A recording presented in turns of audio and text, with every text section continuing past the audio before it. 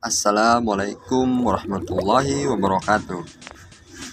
Pertama-tama di sini saya akan memperkenalkan diri. Nama saya Muhammad Rizky Nur Pratama. Saya dari Fakultas Ekonomi dan Bisnis, Prodi Manajemen di Universitas Pancasakti Bekasi, dengan dosen pengampu Ibu Winasari Kusumaning Tias, SIPM. Ya, langsung saja di sini kita masuk ke manajemen logistik dan pemasaran.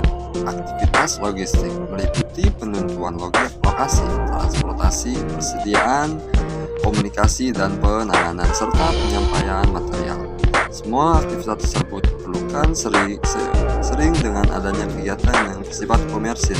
Perusahaan manufaktur akan berjalan dengan baik jika terdapat dukungan dari pemasok dalam pengadaan bahan baku dan bahan lainnya, sehingga kegiatan konversi pada bagian aplikasi berjalan sesuai rencana. Pemasaran berfungsi untuk bertanggung jawab memonitor permintaan.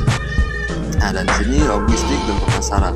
Pemasaran berfungsi untuk bertanggung jawab memonitor pemerintah, pelanggan dan sekarang dan yang akan datang, dan memproyeksikan kebutuhan produk di mana yang akan datang. Sedangkan manajemen material membantu untuk mementingkan konsumen secara butuh.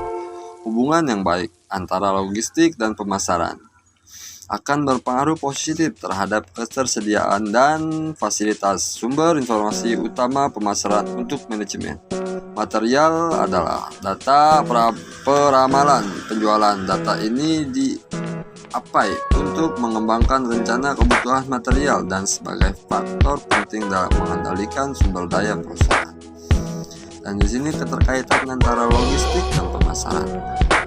Kegiatan pemasaran merupakan salah satu fungsi utama dari perusahaan selain rancangan bangunan dan rekayasa, sedangkan keuangan, kepegawaian, dan lainnya sebagai pemasaran memegang fungsi penting karena merupakan upaya mendekatkan produk suatu jasa yang dihasilkan agar bisa dinikmati oleh para pelanggan.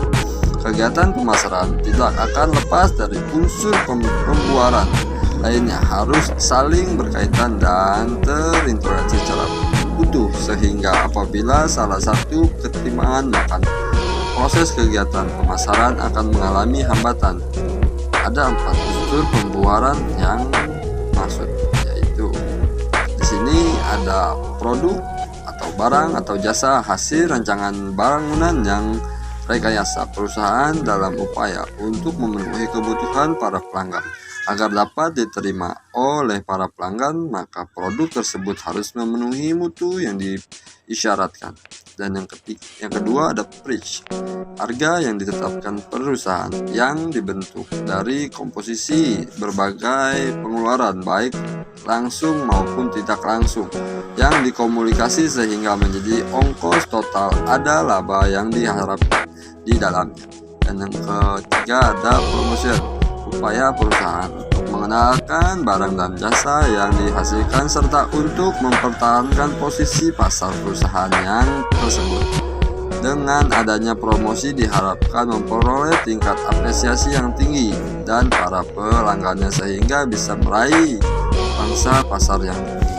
Dan yang keempat ada pledge, kegiatan yang berupa untuk dapat mendapatkan barang atau jasa sampai pada komunikasi pelanggan sehingga dapat memenuhi kebutuhan pelanggan yang secara tepat waktu, tepat guna, dapat mutu, dan mampu memperoleh dengan cara yang lebih mudah.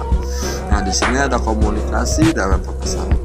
Setiap pembicaraan informasi pasti terkait dengan komunikasi yang baik, sehingga diperlukan dalam pemasaran suatu produk. Ada 5 arus komunikasi, yaitu arus komunikasi ke bawah, yaitu atau download communication, yaitu komunikasi yang mengalir dari seorang tingkat atas kepada penerima komunikasi ke tingkat yang lebih rendah. Contoh bentuk komunikasi ada instruksi kerja, memo resmi, buku pedoman atau surat tugas, dan lain-lain. Dan yang kedua arus komunikasi ke atas, komunikasi, yaitu arus komunikasi dari seorang yang tingkat bawah kepada penerima informasi di tingkat atasnya dalam suatu organisasi. Contohnya kontak saran atau prosedur keluhan. Dan ini ada yang cek nih, komunikasi horizontal, yaitu horizontal communication. komunikasi yang mengalir dari individu ke individu lain yang ada selevel setingkatnya, dan contoh komunikasi antara kepala departemen pemasaran dengan departemen produksi.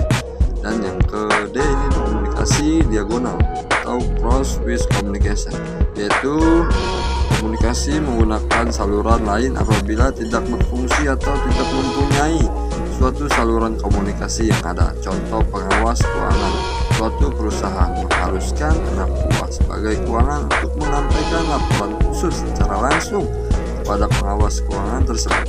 Dan di sini ada komunikasi melingkar, circular communication, komunikasi yang mengalir di seluruh aliran komunikasi yang ada. Jalur komunikasi ini menggunakan semua jalur yang ada atau semua arus komunikasi yang ada. Contoh komunikasi seseorang survivor yang semua ada di suatu perusahaan.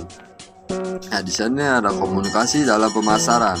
Dalam berkomunikasi kita juga akan temukan hambatan baik yang datang dari pihak pemberi informasi, pihak penerima dan informasi maupun lingkungan yang tidak atau kurang mendukung komunikasi yang bersangkutan. Ada beberapa teknik mengatasi hambatan komunikasi.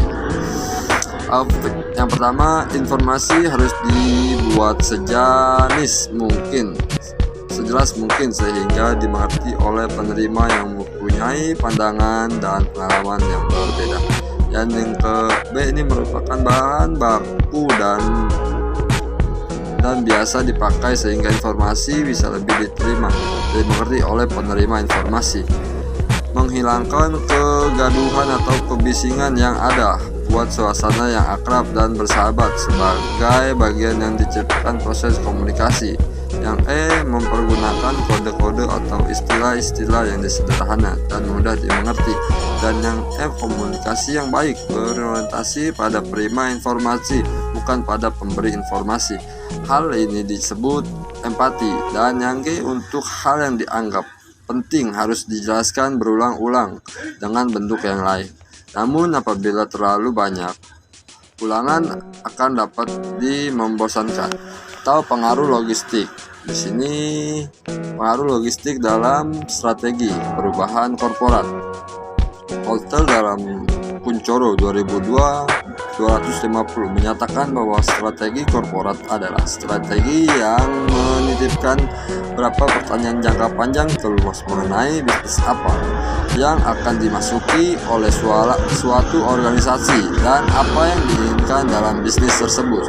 Sedangkan Colin dan Motuganen 1998 mendefinisikan strategi korporat adalah suatu cara bagaimana perusahaan menciptakan nilai melalui konfigurasi dan koordinasi dan aktivitas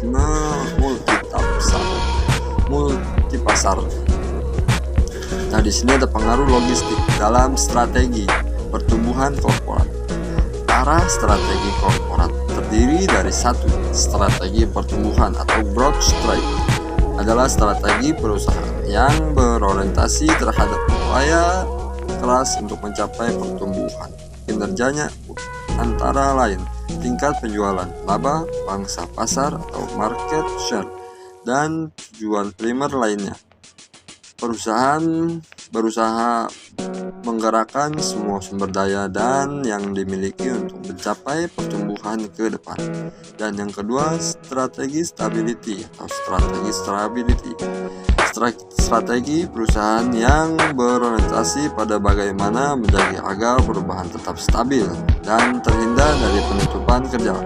Dan yang ketiga, strategi pembangunan atau renewal strategi perusahaan yang memberikan adalah bagaimana memberikan kinerja yang cenderung menurun kondisi yang lebih baik.